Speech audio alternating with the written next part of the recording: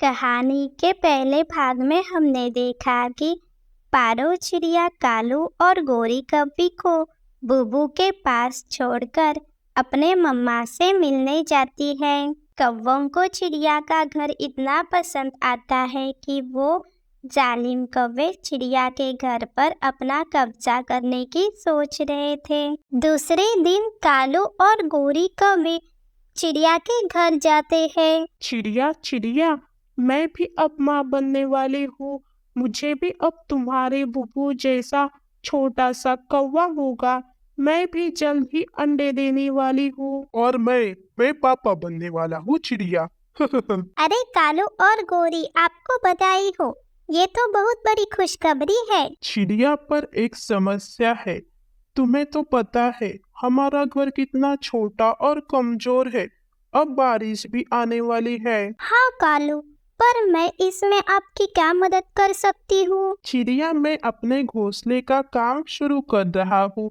तब तक तुम गोरी को अपने घर में रहने दो, तो मैं अपना घोंसला ठीक कर दूंगा। चिड़िया, हमने तुम्हारे बुबू के साथ बहुत बुरा व्यवहार किया है, लेकिन आज मैं भी माँ बनने वाली हूँ, तो मुझे एक बेटे का दर्द समझ आ रहा है। ठीक है गोरी, जब तक कालू कौवा घोंसले का काम करे तब तक तुम मेरे घर में ही रहना। फिर गोरी चिड़िया के घर में ही रहती है और कौवा वहाँ से चला जाता है। वो दिन भर मजे से इधर उधर घूमता रहता है और शाम होते ही चिड़िया के घर वापस आ जाता है। गोरी और चिड़िया अपने अपने घोंसले में बैठे थे और बुब्बू सो रहा था। मैं भी आज की रात इधर ही अपनी बीबी और बच्चे के साथ सो जाता हूँ। और फिर वो सब सो जाते हैं। सुबह हो जाती है तो कालू पारो चिड़िया से कहता है, पारो, दाना लेने कहाँ जाती हो तुम?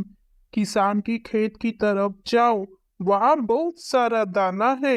बुबू को साथ लेकर कहाँ कहाँ भटकोगी दाने के लिए चिड़िया? ठीक है कालू, पर तुम्हें नहीं जाना दाना ढूंढने। अभी गोरी सोई हुई है, उठेगी तो फिर मैं चला जाऊंगा। अच्छा, तो फिर ठीक है, मैं बुबू को लेकर जाती हूँ। और फिर पारो चिड़िया बुबू को साथ लेकर वहाँ से जाती है। यहाँ तो कोई दाने नहीं है।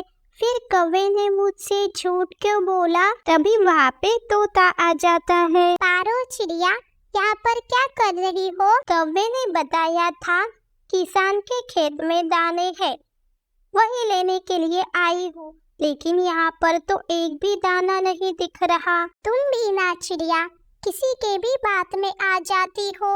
यहाँ तो दूर दूर तक कोई भोजन नहीं है। फिर कौवे ने मुझसे झूठ क्यों बोला? फिर पारो चिड़िया जल्दी जल्दी वहाँ से वापस लौटती है। गोरी, अच्छा बेवकूफ बनाया इस चिड़िया को। अब आने तो दो इस चिड़िया को। फिर चिड़िया अपने घर के बाहर आ जाती है। ये मेरे घर का दरवाजा बंद क्यों है? कालू कौवे, जल्दी दरवाजा खोलो। चिड़िया, अब ये घर हमारा है। हमने कब्जा कर लिया है तुम्हारे घर पे। जरा शर्म करो कालू और गोरी, मेरा छोटा सा बच्चा है मेरे साथ, जल्दी दरवाजा खोलो। फिर भी कालू और गोरी दरवाजा नहीं खोलते। कालू, गोरी, तुम्हें इसकी सजा जरूर मिलेगी। तुम दोनों ने धोखे से मेरा घर छीन लिया। फिर चिड़िया और बुबू वहाँ से जाकर रोते हुए एक पेड़ पर बैठ जाते हैं। कुछ ही देर में तेज तूफान शुरू हो जाता है।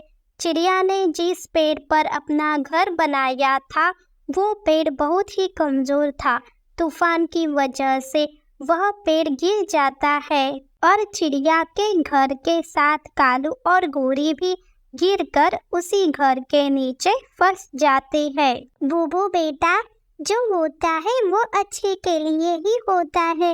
आज अगर हम हमारे घर में होते तो हमारी हालत कालू और गोरी जैसी होती। इस कहानी से हमें ये सीख मिलती है कि कभी भी किसी के साथ बुरा मत करो, नहीं तो कालू और गोरी जैसी हालत हो जाती है। प्यारे दोस्तों, अगर आपको पारो चिड़िया की कहानी अच्छी लगी हो तो तो वीडियो को लाइक, शेयर और चैनल को सब्सक्राइब जरूर करें और कमेंट में अपनी राय जरूर बताएं। आपका धन्यवाद।